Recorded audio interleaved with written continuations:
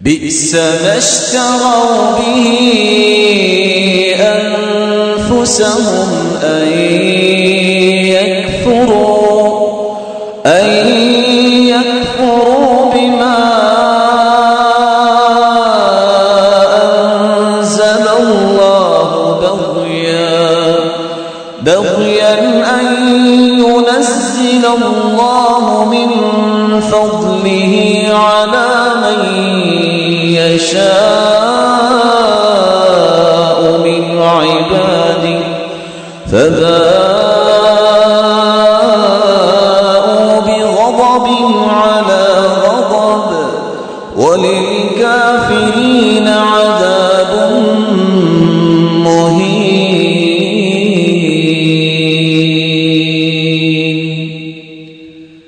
کچھ لوگوں نے اپنی جان پہ ظلم کیا ہے، انہوں نے رب تعالیٰ کے فیصلوں کو ٹھکرا دیا. کیوں ٹھکرا دیا ہے؟ باغیانہ سے ایسا کیوں نہیں ہوا؟ تم ہو کون ہو یہ کہنے والے؟ ایسا کیوں نہیں ہوا؟ اللہ ذوالجلال تیرے فیصلوں کا پابند ہے، تمہیں اللہ کے فیصلوں کا پابند ہونا ہے.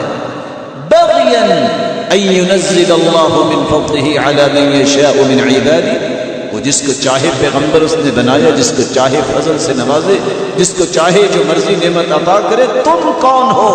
تیرے مشورے کی ضرورت تو نہیں ہے رب تعالیٰ کو. وہ فعال لما یرید ہے، جو چاہتا ہے کرتا ہے.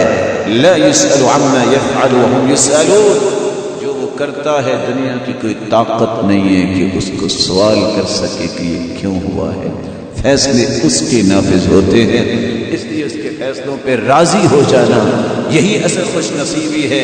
جو راضی نہیں ہوتا، ایک تو راضی ہو کے محروم ہوا، دوسرا رب کا قہر اس انسان پہ پڑتا ہے. اس لیے رسول اللہ صلی اللہ علیہ وسلم نے فرمایا تھا، سیدنا ابو ہریرہ رضی اللہ تعالی عنہ سے مروی ہے، من اراد ان يعلم ما له عند الله فلينظر ما لله عنده. جو شخص جاننا چاہتا ہے کہ اس کا رب کے ہاں مقام کتنا ہے، اپنے دل سے ہی پوچھ لے کہ اللہ کے فیصلوں پہ یہ دل راضی کتنا ہے. جتنا یہ دل راضی ہے اتنا ہی اس کا مقام اللہ کے ہاں. رسول اللہ صلی اللہ علیہ وسلم کے پاس ایک شخص آیا، آپ نے کچھ باتیں کی،